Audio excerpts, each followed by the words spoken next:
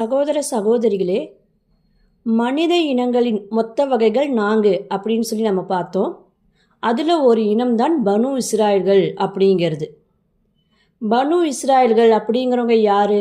அல்லாஹு ரப்புல் ஆலமீன் குரானில் பல இடங்களில் பனு இஸ்ராயல்களை பற்றியும் அவங்களுடைய குணங்கள், அவங்களுடைய செயல்பாடுகள் எப்படி இருக்கும் அப்படின்னு சொல்லி நிறைய இடங்களில் சொல்லி காட்டியிருக்கிறான். குறிப்பாக மூசா அலைஹிஸ்ஸலாம் அவங்களுடைய வரலாறு மூலமாகத்தான் பனு இஸ்ராயலை பற்றி நிறைய தகவல்களை அல்லாஹு ரப்புல் ஆலமீன் நமக்கு சொல்லியிருக்கிறான். அந்த பனு இஸ்ராயல் கூட்டமானது ஃபிரௌனுக்கு அடிமையாக இருந்த கூட்டம் அப்படிங்கிற குறிப்பும் குரானில் சொல்லப்பட்டிருக்கு. பனு இஸ்ராயல்கள் அப்படின்னு சொன்னாலே அவங்க யூதர்கள் தான், யூதர்களை குறிக்கக்கூடிய வார்த்தை தான் பனு இஸ்ராயல்கள் அப்படின்னு சொல்லித்தான் முஸ்லீம்களில் அதிகமான பேர் நினச்சிட்ருக்கிறாங்க. ஆனால் உண்மையில் பனு இஸ்ராயல்கள் அப்படிங்கிற இனமானது மொத்தம் 12 கூட்டத்தை சேர்ந்ததாகும்.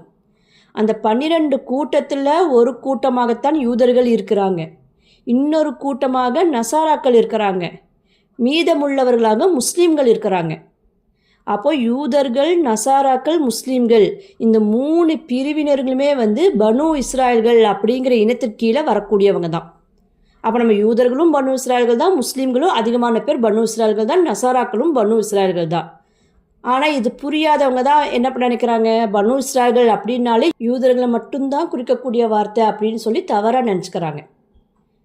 சரி, இந்த பனு இஸ்ராயல்கள் அவங்களுடைய மூதாதையர்கள் யாருன்னு சொல்லி பார்த்தா, நூஹ் அலைஹிஸ்ஸலாம் அவங்களுக்கு பல மகன்கள் இருந்தாங்க. அந்த மகன்களில் சில பேர் கப்பலில் ஏறிட்டாங்க. நூஹ் அலைஹிஸ்ஸலாம் அவங்களுடைய அந்த போதனையை ஏற்று, உபதேசத்தை ஏற்று கப்பலில் ஏறிட்டாங்க. அப்படி கப்பலில் ஏறினவங்களில் ஷாம் அப்படின்னு சொல்லி ஒருத்தர் இருந்தாங்க. அவங்க நூஹ் அலைஹிஸ்ஸலாம் அவங்களுடைய மகன்களில் ஒருத்தர். அந்த ஷாமின் வழிவந்த சந்ததியினர் தான் பனு இஸ்ராயல்கள். அந்த ஷாம் அப்படிங்களோட சந்ததிகளாகத்தான் இஸ்ஹாக் அலைஹிஸ்ஸலாம் இருக்கிறாங்க, யாக்கூப் அலைஹிஸ்ஸலாம் இருக்கிறாங்க. யாக்கூப் அலைஹிஸ்ஸலாம் அவங்களுக்கு பிறந்த 12 பசங்களும் அந்த ஷாம் அவங்களுடைய வழிவந்த சந்ததிகள் தான்.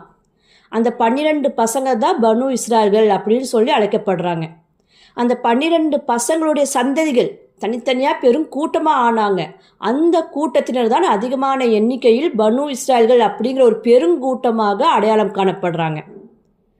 அந்த நூஹ் அலைஹிஸ்ஸலாம் அவங்களுடைய கப்பலில் ஏறின ஷாம் அவங்க அந்த பிரளயம், வெள்ள பிரளயம் முடிஞ்ச பிறகு ஒரு பகுதியில் இறங்குறாங்க. ஒவ்வொருத்தரும் ஒவ்வொரு மகன்களும் ஒவ்வொரு இடத்துல, பூமியில் ஒவ்வொரு இடத்துல அப்புறம் குடியேறுறாங்க. அந்த வெள்ள பிரளயமெல்லாம் முடிஞ்சதுக்கப்புறம் ஒவ்வொரு இடத்துல குடியேறுறாங்க. அந்த அடிப்படையில் ஷாம் அப்படிங்கிறவங்களும் பூமியில் ஒரு பகுதியில் குடியேறுறாங்க. அப்படி அவங்க குடியேறின பகுதி தான் பிற்காலத்தில் ஷாம் அப்படின்னு சொல்லி அவங்க பெயராலேயே அழைக்கப்பட்டுச்சு.